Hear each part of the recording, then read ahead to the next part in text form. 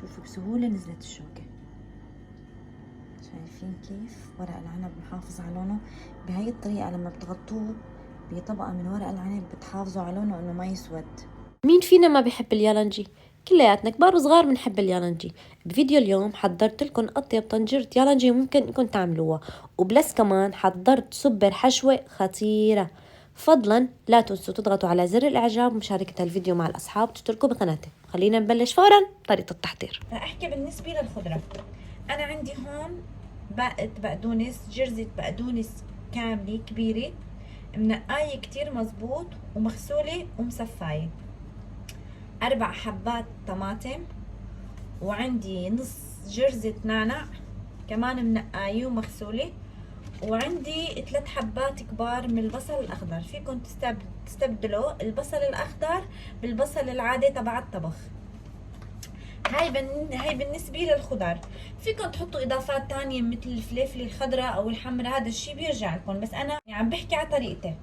كمان بيلزمني اللي هو الاساسي بورق العنب بزيت، او نحن بنقول له يالنجي، ورق العنب بزيت، يعني له مسميات كثيره. عندي ورق العنب، هيدا الورق العنب حوالي 700 جرام، كاسة ونص. رز سان وايت قصير الحبة، بس رح اغسله كذا دور، انقعوه بمي باردة من الحنفية حوالي نص ساعة بس. هلا المرحلة اللي جاي انا رح افرم الخضار وانقع الرز نص ساعة وارجع لكم بوقت التتبيلة ان شاء الله. عم نجي لتتبيلة اليالنجي. فرمت الخضرة، البقدونس، البصل الاخضر، النعناع والطماطم. بعد ما نزلت الخضرة بالبايركس، الرز القصير كاسة ونص رز سان وايت قصير الحبة، ورح نزله فوق الخضار. عندي نص كاسة زيت زيتون، فيكم تخلطوها ما بين زيت الزيتون والزيت النباتي، بس طبعا طعم زيت الزيتون اطيب. 1 ماجي خضار، حصرا خضار. ما في عندكم ماجي خضار لا تحطوا ماجي ابدا، حتى اصلا فيكم ما تحطوا، هذا الشيء اختياري، بس جد وللامانة بيعطي طعم جدا رائع. ماجي خضار حصرا. فرح حاليا رح سخن زيت الزيتون بالميكروويف وحط كعب الماجي بقلبه عشان يذوب. هلا بعد ما داب مكعب الماجي بقلب زيت الزيتون رح احطه فوق التبلة. بسم الله. ربع معلقة صغيرة قرفة اللي هو الدارسين، لا تكتروا لانه طعمته كتير قوية وبتبين. بكفي بس ربع معلقة صغيرة. عندي معلقة صغيرة ممسوحة نعناع ناشف او يابس، كتير النعناع الناشف بيعطي طعم لليالنجي. معلقة صغيرة معجون الفلفل حار حلو، هذا الشيء انتو حسب ما بتحبوا، انا عندي هون حرارته وسط. معلقة صغيرة ممسوحة اللي هو البن القهوة. هلا في كتير ناس رح تستغرب ليش البن بقلب تبلة اليالنجي. البن بيعطي، القهوة التركية بتعطي طعم رائع لليالنجي، لا تخافوا ابدا مش رح تبين طعمتها، جربوه على ضمانتي. واليالنجي السوري معروف انه لازم ينحط له قهوة تركية. معلقة صغيرة ممسوحة. عصرة نص ليمونة او ليمونة حسب انتو شو بتحبوه. بالنسبة للحامض انا حاليا رح اكتفي بهيك حامض، لانه عند ما بيستوي اليالنجي كمان رح نسقيه، يعني رح نحطه بقلبه حامض، فيعني بنحط نص كمية الحامض هلا مع التبلة، وبنحطه شوي لما بيستوي اليالنجي. والمكون السحري اكيد اللي هو دبس الرمان. دبس الرمان انا عندي حوالي 3 معالق اكل كبار، كمان بيعطي طعم كتير كتير طيب لليالنجي، بصير طعمته حامض على حلو. الحلاوة بناخدها شوي من دبس الرمان، والحامض اكيد بناخده من الليمون، فابدا لا تستغنوا عنه.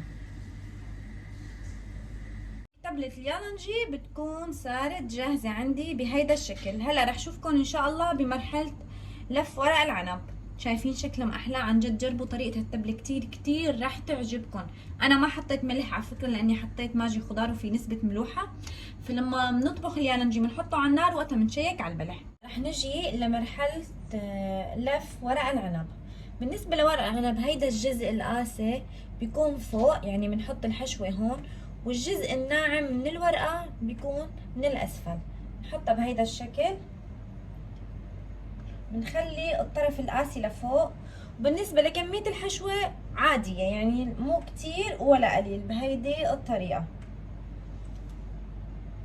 وطريقة اللف هيك بنطبق هدول الطرفين على بعض،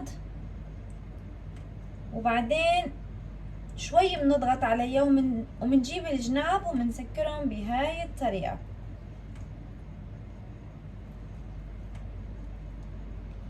بهاي الطريقة بنلف ورق العنب. هلا رح لف كل الكمية اللي عندي، ان شاء الله بشوفكم بمرحلة وقت نطبخ ورق العنب او اليالنجي بالزيت.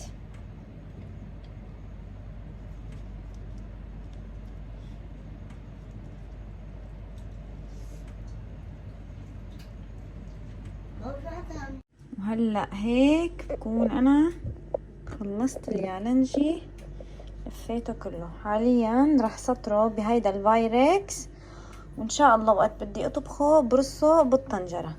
رح بلش سطره بالطنجرة مشان اطبخه. الورق العنب اللي لفيته، وانا عندي هون بطاطا مقطعتها شرايح بهيدا الشكل تقلي، ولسه بدنا نعمل الصوص. هلا خلينا نطبق ورق العنب بالطنجرة. اول اشي رح احط طبقة بطاطا. انا بحط بطاطا. يلا هلبي ماما، يلا ساعدني. طبعا حاطط كرسي ومركز وضعه وتمام. شوفي. يلا ماما سطر البطاطا، ونسطر هلا اول شي البطاطا بسفل الطنجرة. انت هاي يلا. وهلا شنو ماما؟ ورق عنب بالطنجرة.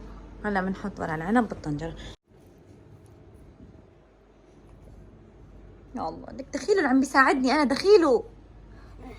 وين بحطه؟ وين حطه؟ هون. يلا بس رصن رسها. اوكي هاي شوف. لك شو عم تاكل؟ شو عم تاكل ماما؟ انت عم ياكل ورق عنب لسه ما استوى. بعده عم يسطر معي وراح عم ياكل ورق عنب. يا ماما اتركه يستوى. قوم قوم قوم غسل، قوم مجنون.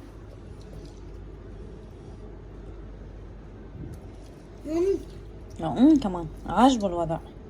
وهلا هيك بكون سطرت كل ورق العنب بالطنجرة. كل ورق عنب كله انا ساعدتك. شكرا ماما. البطاطا ورق عنب. شكرا.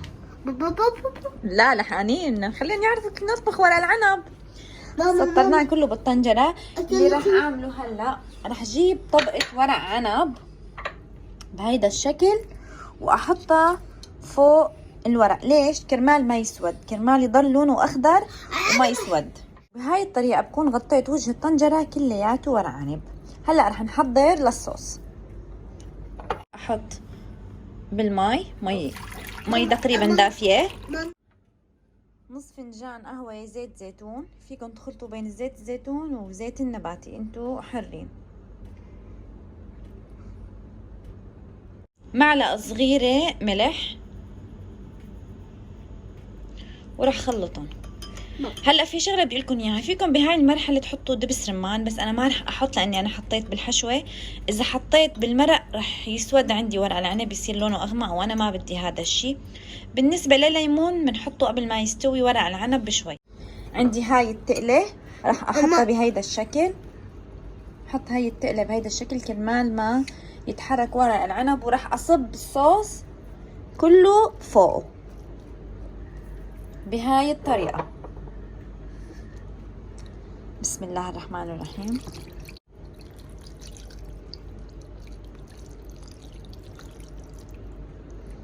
طلع وين واقف حد عم يتفرج. ماما انا بحط الزيتون. هلا حطيت طنجرتي على النار بهيدا الشكل. ان شاء الله بشوفكم بالمرحله اللي جاي.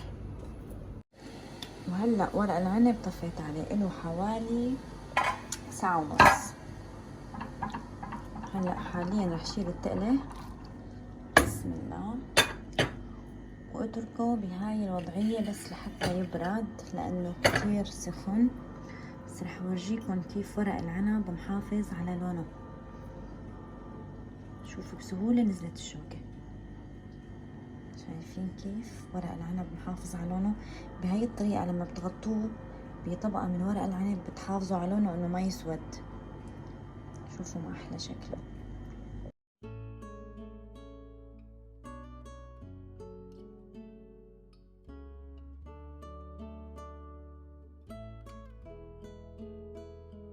وهلا هيك وصفتي لليوم خلصت. بتمنى انه تنال اعجابكم. يلا بشوفكم بفيديو جديد ومع وصفة جديدة، وسلام.